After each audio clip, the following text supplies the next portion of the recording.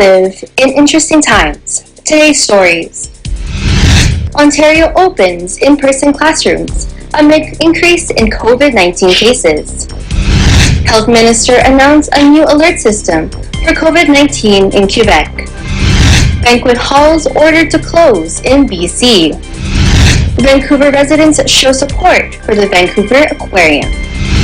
Yemen suffers from pandemic of impunity, UN experts.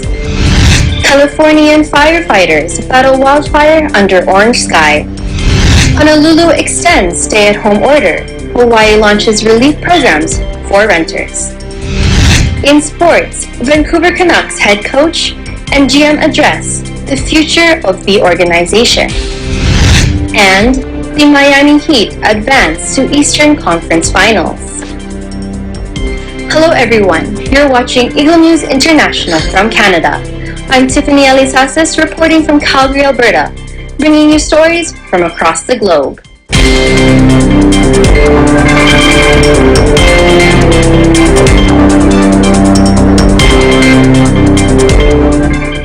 This week is the beginning of the school year here in Canada, and Ontario is opening in-person classroom delivery amidst a surge in COVID-19 cases. Here's Eagle News correspondent April Masonsong with the report. This week, Ontario sees a concerning increase of new COVID-19 cases. 375 new cases have been reported from Monday and Tuesday combined. These numbers have been the highest count since late July. More than half of these cases are from Toronto and Peel region. Younger people ages 20 to 39 make up the highest portion of the new infections. This week also marks the beginning of the school year for most Ontario students and the reopening of in-person classroom delivery, which also adds to concerns over the surge of new cases. Ontario announces that it is taking a 4-week pause on loosening of public health measures to avoid returning broad-scale closures and shutdowns, as Minister of Health Christine Elliott has mentioned in Tuesday's press conference. Premier Ford has expressed his disappointment over people holding big parties and weddings in 3 major areas of the province. Take a look. Keep in mind that there's 3, in my opinion, 3 hot areas: Ottawa, Toronto, and Brampton.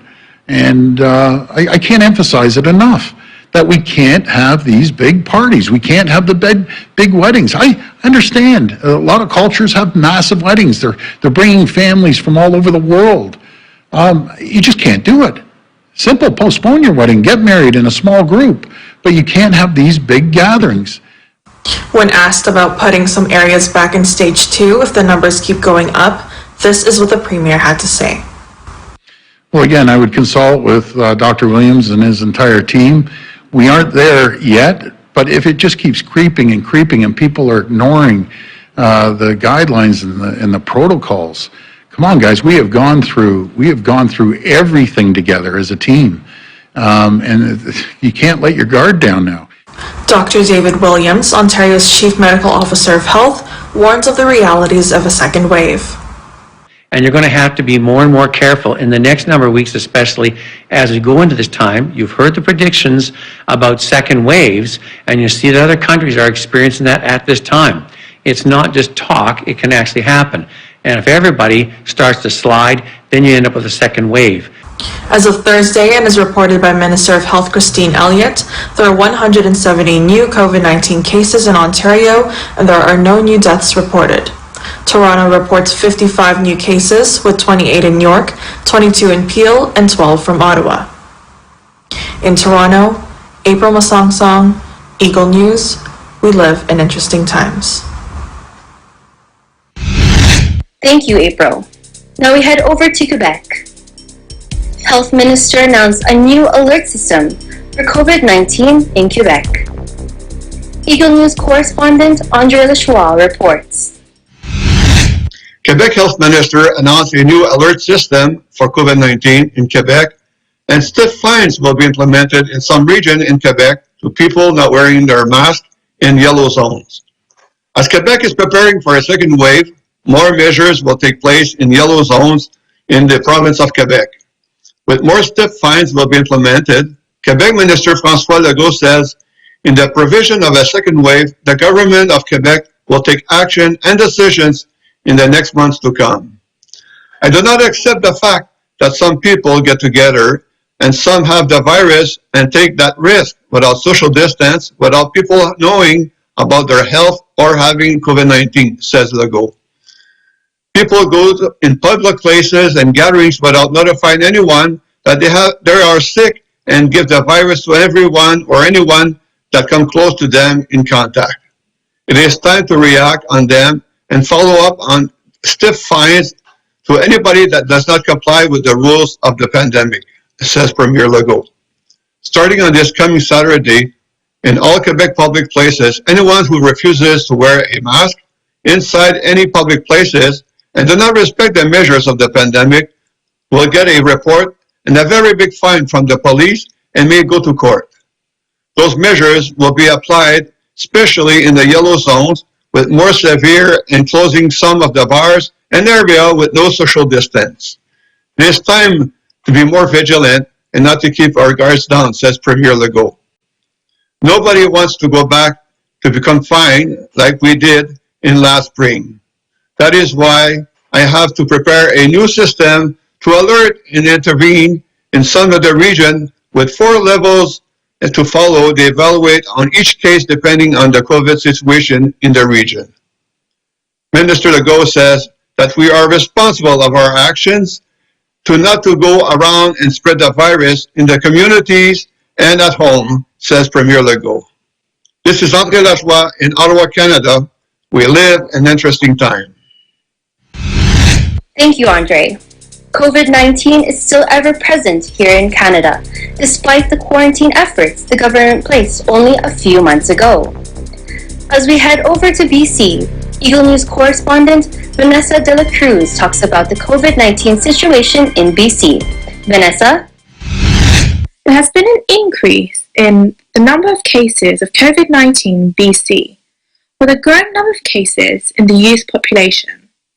The median age of cases as of late August has dropped from the age of 57 to the age of 34. To curb these increases, Dr. Bonnie Henry has announced the government plans to close banquet halls and nightclubs, effective immediately. As a result, I am amending my order on bars, nightclubs, and banquet halls. Effective today, all nightclubs and all standalone banquet halls are ordered closed until further notice. In addition, liquor sales in all bars, pubs, and restaurants must cease at 10 p.m., and these venues must close at 11 p.m., unless they're providing full meal service, in which case the meal service can continue but not serve alcohol. In addition, we are putting in provisions to make it easier for people to avoid having to speak loudly or shout or have close contact. And that means music or other background sounds, such as from televisions in bars, lounges, pubs, and restaurants, must be no louder than the volume of normal conversation. As we know, issuing orders is not something that we do lightly.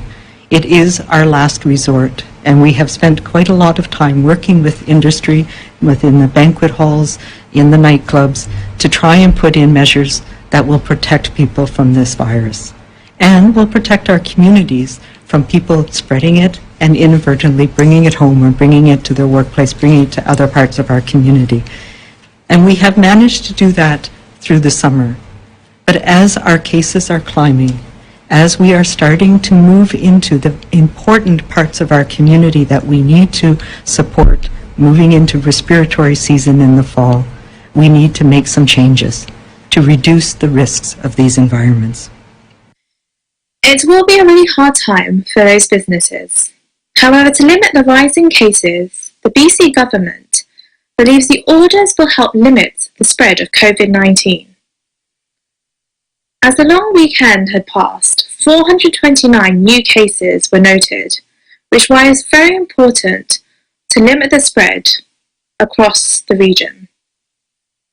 In Victoria, BC, Vanessa De La Cruz, Eagle News, we live in interesting times. Still in BC, the Vancouver Aquarium shuts its doors to the public because of COVID-19. Eagle News correspondent Arnie Aquino with the details. The Vancouver Aquarium, beloved by locals and tourists alike, announced that Labor Day was its last day to be open to the public. The aquarium closed its doors to the public to have a much leaner operations, which was deemed necessary after the aquarium lost 80% in ticket sales due to COVID-19. According to Global News, the aquarium will lay off 200 employees due to this closure, while 75 staff will remain on board to continue to care for the animals that live at the aquarium. According to the Vancouver Aquarium, they are losing nearly $1 million a month due to the pandemic. In Vancouver, Arnie Aquino, Eagle News, we live in interesting times. According to UN experts, Yemen suffer from pandemic of impunity. All parties in the conflict in Yemen continue to show no regard for the international law. According to a group of international and regional experts, we speak about a pandemic of impunity in a tortured land. The third year running, the group of experts has found reasonable grounds to believe that the parties to the conflict have committed and continue to commit serious violations of international human rights and international humanitarian law, some of which may amount to war crimes. Responsibility for these violations rests with all the parties to the conflict, namely the government of Yemen, de facto authorities, the Southern Transitional Council, and members of the coalition, in particular Saudi Arabia and the United Arab Emirates. We're particularly concerned with the fact that third states continue to supply arms to the parties to the conflict in Yemen. There are a few leading players in that: the United States, France, the United Kingdom. This year we added Canada because there has been an uptick in arms sales by the Canadians in 2019. Under smoky orange sky, firefighters cut defense lines to protect structures during the Bear Fire, part of North Lighting Complex fires in the Berry Creek area of unincorporated Butte Country. California and tree communities have been raised as wildfires continue to rage in the western United States, with official warnings of potential mass deaths. Coming up, Honolulu extends stay-at-home order. Hawaii launches relief programs for renters. In sports, Vancouver Canucks head coach and GM address the future of the organization. And the Miami Heat advance to Eastern Conference Finals. Eagle News International continues after this.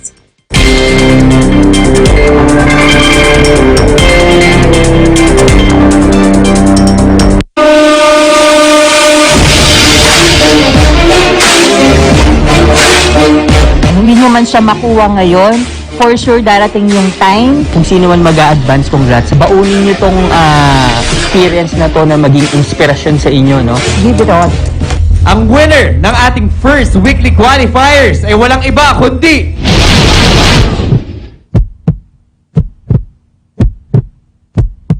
Tagisan ng Galing Part 2 is co-presented by Cooper, an expert in air conditioning and electromechanical. Also engaged in structural, electrical, fire protection, plumbing, and sanitary services. Cooper, your ultimate MEPS and air conditioning solutions. Unlad Incorporated International, fight against global poverty. Canrib Corporation, your ventilation and air conditioning specialist. Our sponsors, BDO, we find ways. JRC Industrial Sales, RS Square Variables Incorporated, your trusted UPS supplier and UPS maintenance provider in Luzon, Visayas, and Mindanao. RJK Services Manpower Agency Corporation, Robus Builders, Chris Raff Enterprises, Victory Carpentry, DOP Asiatic Pest Control Services, and AUB Aspire for the Future. In partnership with New Era University ETF, Expanded Tertiary Education, Equivalency and Accreditation Program.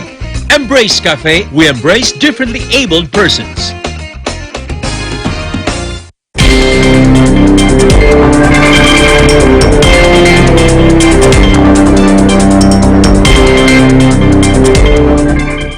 Welcome back. You are are watching Eagle News International from Canada. I am Tiffany Elisassis from Calgary, Alberta. In Hawaii, the stay-at-home order for the island of Oahu has been extended for 2 more weeks amid the continuing surge of new COVID-19 cases. At the same time, help is on the way for renters whose livelihoods have been affected by the pandemic and are at risk for eviction. Eagle News correspondent Alfred Arsenes reports. We've decided, and the governor has granted us the authority to extend our stay-at-home, work-at-home order for another 2 weeks till September 24th, with some exceptions. Now, it can be argued that with the ongoing surge of new COVID-19 cases throughout the state of Hawaii, residents right here on the island of Oahu were expecting the inevitable earlier today from Mayor Caldwell's announcement to extend the stay-at-home order. But at the same time, he offered some window of opportunity, albeit small, for some much-needed outdoor activities. Those pertain to activities in our parks, our beaches, and hiking trails. Those will be open for limited solo activity. That means individuals can go into the park to sit down, to read, to meditate, to eat lunch, sit on a beach and get a suntan, go on a hike, and do everything else. Run, jog, walk. Community gardens will be open for individual gardening in your plot. All of those things will be allowed. In order to allow people to access these activities or do these activities, the parking lots will be opened for the sole purpose of solo activity along the lines that I described. We do believe outdoors is safer than indoors. We said that repeatedly. But the reason why we shut down our parks, beaches, and trails was because we lost control and allowed large gatherings to take place, up to 100, 150 people, maybe more in certain parks. Very hard to enforce. Mayor Caldwell also explained the way ahead after these next 2 weeks to consider reopening the state of Hawaii, but this time in a much more measured manner. September 24th, we will be making an announcement. We started the discussions with the governor on how to reopen in a very careful, cautious way. Not to rush like we did the first time, where we had 10 reopenings and then a surge in cases which led to the second shutdown. We don't want to repeat that a third time. And so we're going to be very careful, put a lot more science, a lot more thought into what happens. The mayor further acknowledged the severe economic impact of these restrictions and lockdowns, especially throughout this summer. But he also emphasized that everyone's safety and health is top priority no matter what. As you know, we have now expended almost $60 million to assist small business and reopening. And we're going to continue to look for ways to help our small businesses. But one thing we all know, and you can even ask the small businesses, when you don't have a healthy community, you don't have a healthy economy. And I saw it with my own 2 eyes as I went to places like Zippy's. As the number of cases went up, we saw the number of people sitting in indoor dining drop because people didn't feel safe. And it's incumbent that we have people feel safe. And by having them feel safe, you got to show the numbers are down to a controllable number. And then people will go out and start to use these businesses again.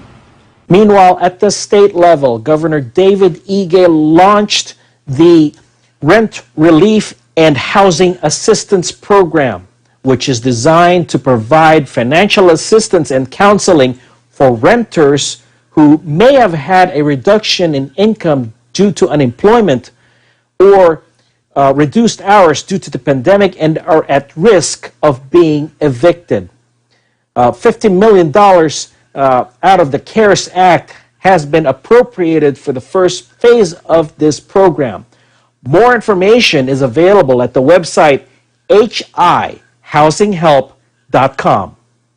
Reporting from Honolulu, Hawaii, I'm Alfred Arsenes, Eagle News. We live in interesting times. Back to you.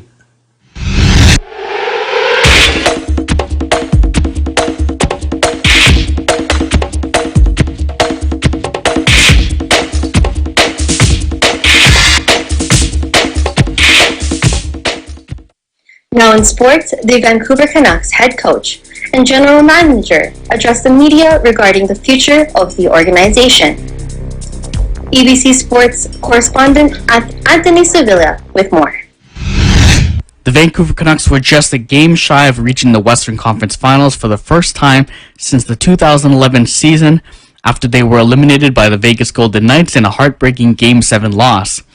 But despite that tragic ending, it was no question that the Canucks' playoff run was nothing short of miraculous, advancing past the qualifying round, dethroning the defending Stanley Cup champion St. Louis Blues in 6 games, and then ultimately forcing a Game 7 to the best in the West, the Vegas Golden Knights. Many did not see the Canucks reaching this far into the postseason. Vancouver came into the bubble as the 7th seed, barely on the verge of making the playoffs, and were only ranked as high as number 4 in the Pacific Division in many preseason predictions. Prior to this postseason, 10 Canucks players had 0 postseason experience prior to this. Despite that lack of playoff experience, the Canucks' young core overcame that adversity and exceeded expectations. Head coach Travis Green mentioned the Game 7 loss remains fresh in their minds, however admits it was a great learning experience for his team as they continue to gear up for a bright future ahead of them. So it's still fairly fresh and upsetting that we lost, but you know, it's invaluable experience for what the players have gone through. You know, it's one thing to play 3 or 4 playoff games. It's another thing to play as many as we did and understand the importance, the value of how hard it is to win, you know, at many different levels. Obviously, the play on the ice goes up, the emotional level, the wear and tear on your body, what you have to play through as you go through the playoffs, the grind. It's a lot. And, you know, it's very rare that a team just slips into the playoffs and wins a Stanley Cup. That hasn't really played playoff hockey for a while, and I don't know if you've ever seen that, but you know, I'll say it. I said it then. I'll say it now. I'm proud of what our group did. You know, getting to Game 7 of almost making the semifinals was an accomplishment, but it's also a learning experience and should drive the hunger and the compete level, preparation, gearing up for the years to come. I think we got a group that wants to win badly. We've got players that are younger that still are going to get better and improve. And it's important for those young players to continue to develop, whether it's skill, conditioning, strength, mental focus, all different types of ways that you develop. And I think that's part of the exciting part of our group. They've got a strong desire to win. They'll do whatever it takes to win. They've shown that.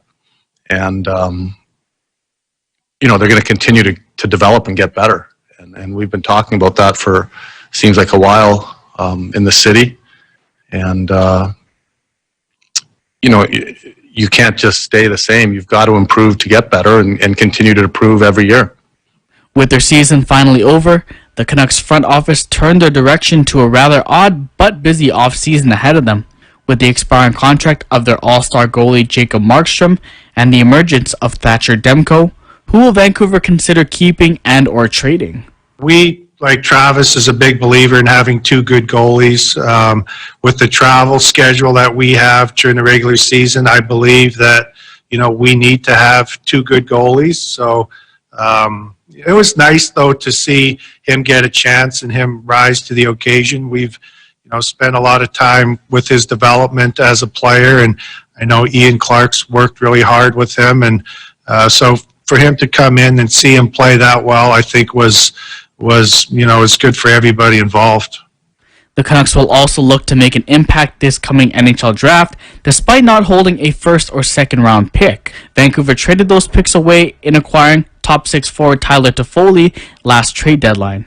We have got a lot of good young players here going forward that we got to make sure that we have room, to sign them going forward. So we're going to, and those are going to be what the conversations are going to be like for us as a group this next week. We got to, going to have to make some tough decisions, maybe even on some young players to make sure that we give ourselves the best chance next year to be competitive and to keep growing as a franchise. there's a flat cap here for the next couple years. And we actually, we have a lot of money to work with. We're going to just have to decide, what players that we want to sign here going forward, and other players, maybe we can move on and recover draft picks. So, that's the circle of life in our business. And, we're going to be the same as every other team. They're going to try to figure out ways to make their teams better, and given the circumstances that we're dealing with right now. From Vancouver, Anthony Sevilla, Eagle News. We live in interesting times. Miami Heat advanced to Eastern Conference Finals, eliminating the heavy-flavored Milwaukee Bucks in 5 games. ABC Sports correspondent Tenny Somagi reports. The Heat advanced to the Eastern Conference Finals for the first time since 2014. The team, led by Jimmy Butler, defeated the heavily favored Milwaukee Bucks in 5 games. So it's not easy to get to the conference finals. Otherwise, every team would be doing it. And we've been at this for 25 years, under the Riley Harrison leadership, and we've tried every single year, to just get to this level. And it just shows you how competitive this league is. It doesn't happen every year, and we don't take it for granted, and we're grateful for the opportunity that we've had. It's been an extraordinary year. It's been there's been so much going on, and we're grateful to be a part of this bubble and this opportunity. We're a close group. We like being around one another. We're constantly talking about how we can make each other better, and what we see out there on the floor. We legit in it to win it. Like, we don't care about stats, we don't care about fame, we don't care about none of that.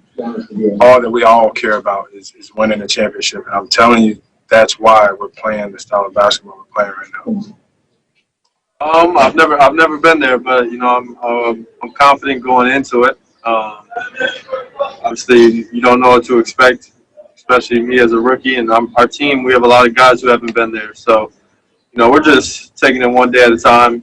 We're going to lock into whoever we play, and like I said, one game at a time. But we're confident. We feel good about it, and I think we'll be ready to go. Tune in to Eagle News for more updates and highlights from the NBA bubble. In New York, Tenny Somagi, Eagle News. We live in interesting times. We end our program today with some music. Here's Rachel Lucis from Calgary. She sings a tune made popular by Maroon 5. It's called She Will Be Loved.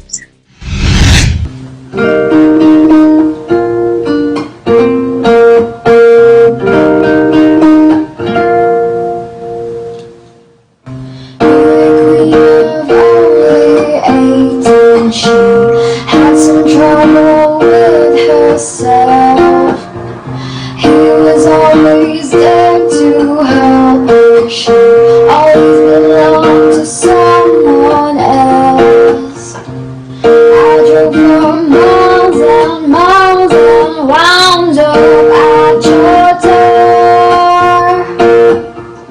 I've had you so many times, but somehow I want more. I don't mind spending every day out on your corner in the pouring rain. Look for the girl with the broken smile and ask her if she wants to sail, and she will be loved, and she will be loved. Tap on my window, knock on my door. I wanna make you feel beautiful. I know I tend to get so insecure. Doesn't matter anymore. It's not always rainbows and butterflies. It's compromise that moves us along. Yeah, my heart is full, my door is always open. You come anytime you want.